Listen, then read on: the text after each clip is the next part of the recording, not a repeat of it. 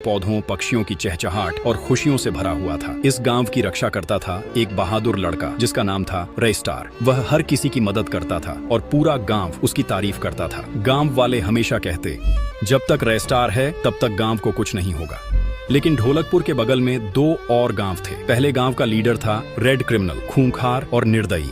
वह गरीबों पर अत्याचार करता था, लोगों की हत्या करने से भी पीछे नहीं हटता था। दूसरे गांव में उसका भाई रहता था, ब्लैक डेंजर। वह भी अपने भाई की तरह खूंखार और बेरहम था और गरीबों को सताता रहता था। एक दिन की बात है, रेड क्रिमिनल अपनी लैम्बोर्गिनी कार लेकर ढोलकपुर आया। गांव की खूबसूरती देखकर वह मुस्कुराते हुए बोला, वाह क्या गांव है, यहाँ तो मुझे राज करना चाहिए। कुछ दिनों बाद एक रात को वह अपनी पूरी फौज लेकर ढोलकपुर पहुंचा। सारे गांव वाले डर कर इधर उधर भागने लगे, लेकिन तभी सामने आया रेस्टार। वह दहाड़ते हुए बोला, तेरी हिम्मत कैसे हुई मेरे गांव पर नजर डालने की? रेड क्रिमिनल हंसते हुए बोला, तू अकेला है और हम इतने सारे, क्या कर लेगा तू? रेस्टार गरजा, तेरे साथ तेरे आदमी हैं, लेकिन मेरे साथ इस गांव की मिट्टी है। फिर शुरू हुआ भयंकर युद्ध।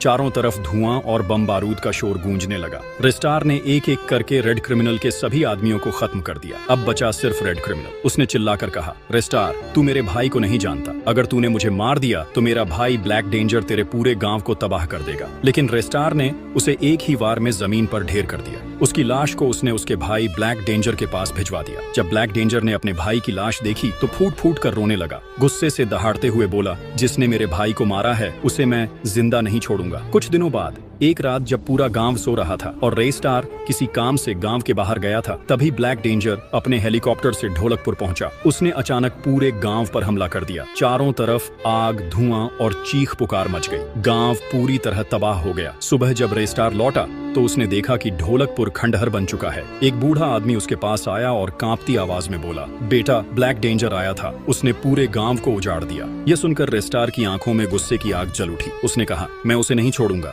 फौरन अपनी बाइक लेकर वह ब्लैक डेंजर के अड्डे पर पहुंच गया। ब्लैक डेंजर ने अपने आदमियों को रोकते हुए कहा, आज कोई बीच में नहीं आएगा, आज मैं खुद अपने भाई का बदला लूंगा।